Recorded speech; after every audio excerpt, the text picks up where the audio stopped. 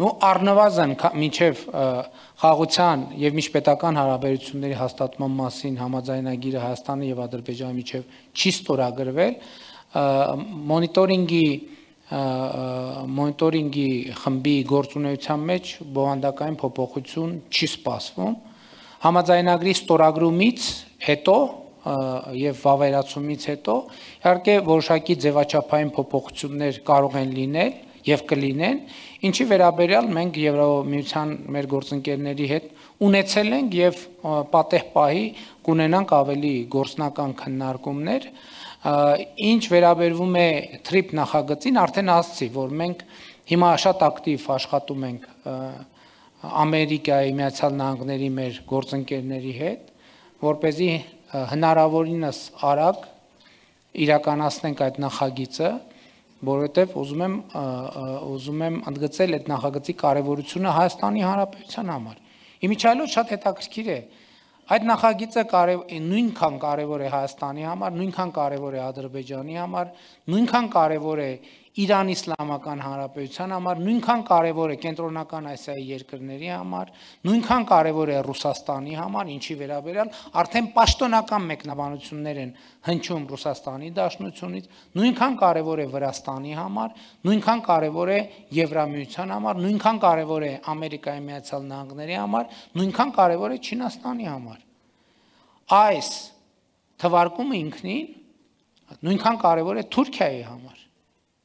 Այս թվարկումը ինքնին երաշխիք է, որ այդ նախագիծը ոչ միայն իրագործվելու է, այլև լինելու է ըստ էության մեր ժամանակակից պատմության ամենահաջող նախագիծը, որը բերելու է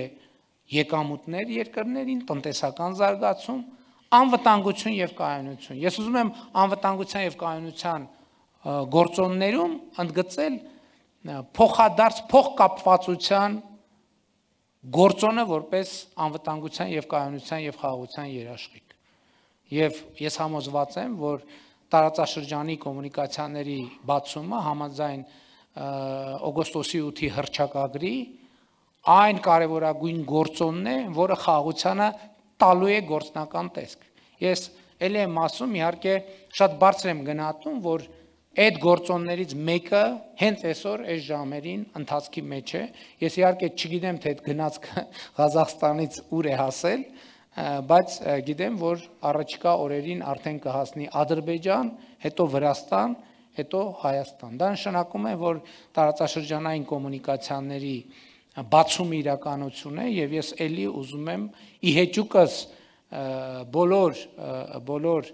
նեգատիվ մեկնաբանությունների եւ ընկալումների կրկին ուզում եմ գնահատանքի խոսքեր ասել Ադրբեջանի նախագահի հասցեին, ով այդ որոշումը կայացրեց, իմիջիայլոց ասեմ, որ այդ որոշումը, դա էլ է շատ հետաքրքիր բան, այդ որոշումը նախապես այդ ծավալով քննարկված չի եղել Հայաստանի հետ։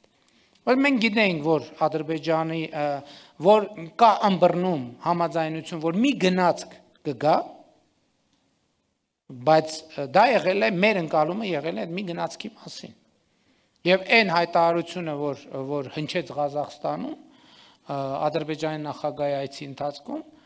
ըստ էության մեզ համար անսպասելի էր, եւ սա այն դեպքերից էր,